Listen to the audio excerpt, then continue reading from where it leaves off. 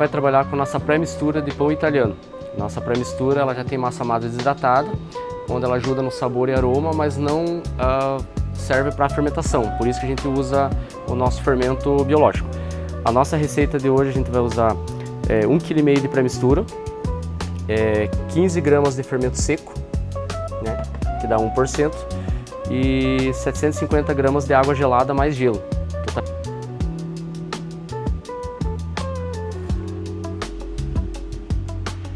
Entendi.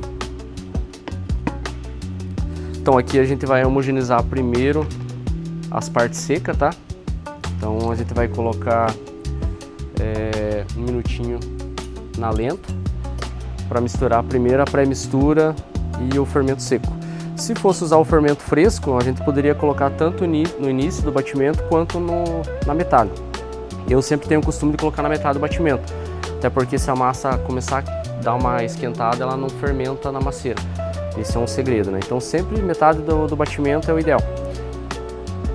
De batimento das partes secas, a gente vai acrescentar a água e o gelo. Total de 50% sobre o peso da pré-mistura.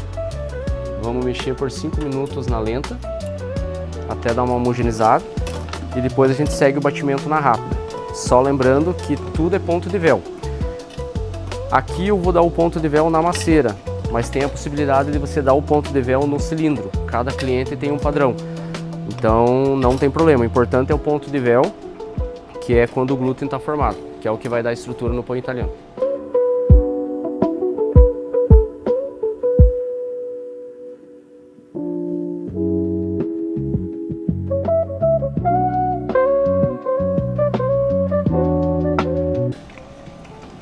Então, após o batimento, o resultado da massa tem que ser ponto de véu. Então, como eu falei, o ponto de véu tem que ser tanto na macieira quanto no cilindro, tem que dar esse ponto de véu aqui, ó.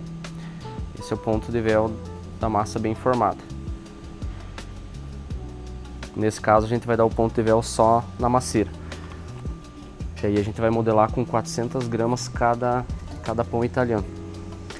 Aí a modelagem pode ser feito tanto pão redondo, né, com corte italiano normal, quanto filão. Fica a teu critério.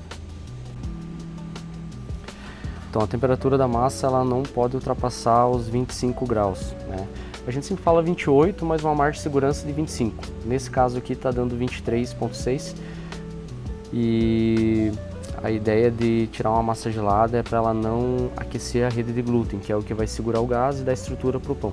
Então essa temperatura está perfeita, por isso a importância do uso do gelo. 200 gramas, que é o peso que o pessoal usa geralmente para fazer o pão italiano para sopa, sabe?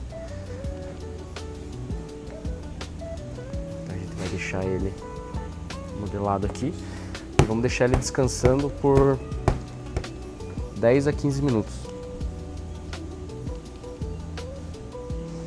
Esse aqui vai ser o rústico. Então vai fazer 2 redondos e 2 filão. Lembrando que a massa ela tem que ser um pouco mais firminha, não seca, né? Mas ela tem que ser mais firmezinha, porque se ela for muito mole, ela chinela demais, sabe? Não fica um pão legal.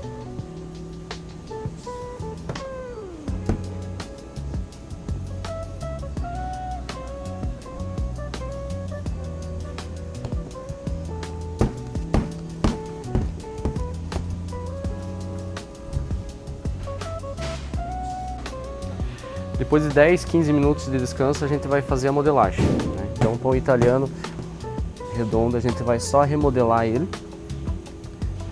Aqui a gente vai colocar ele na forma para crescer e depois fazer os cortes e enfarinhar antes do assamento.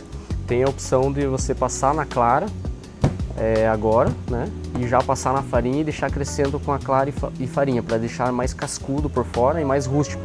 Mas isso é opcional de cada cliente daí, sabe? Ó, aqui a gente remodela para ele ficar mais de pé, mais bonito, mais estruturado. E aqui a gente vai fazer 2 filão com a mesma massa. O italiano é versátil também, pode fazer recheado, pode ser feito baguete. Então é opcional de cada um. Aqui vai ser um filão, né? Mais um.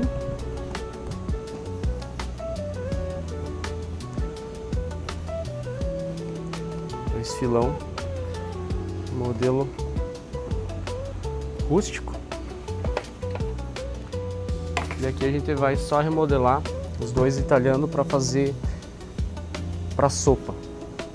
Aí após o crescimento a gente vai fazer os cortes, né, para poder colocar a sopa internamente.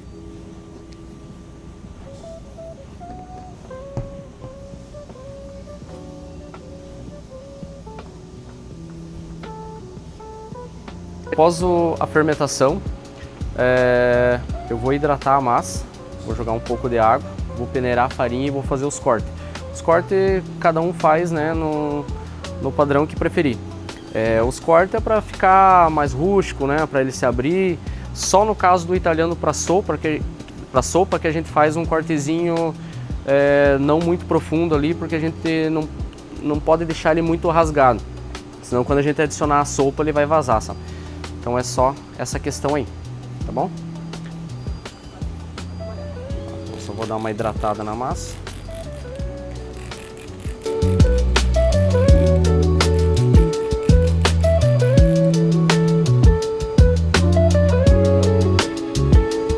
Vamos jogar a farinha.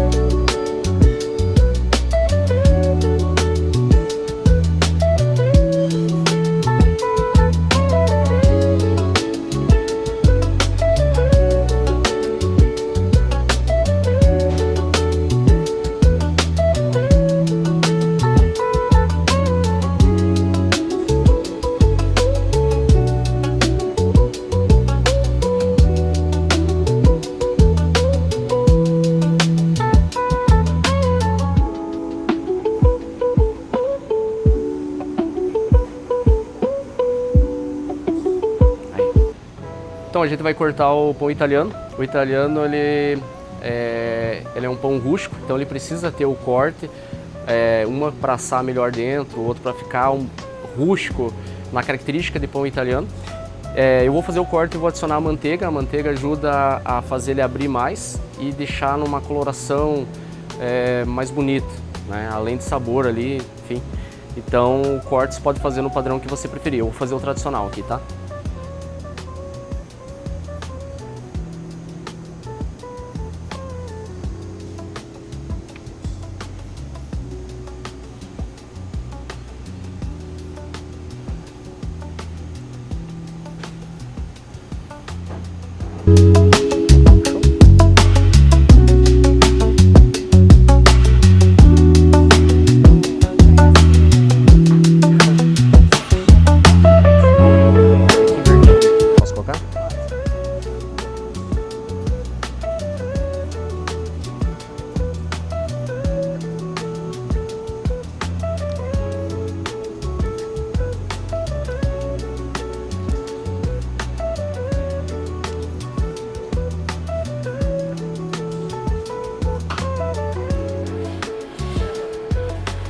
Hoje a gente está aqui na padaria experimental do Moinho Catarinense e a gente usou a nossa pré-mistura de pão italiano.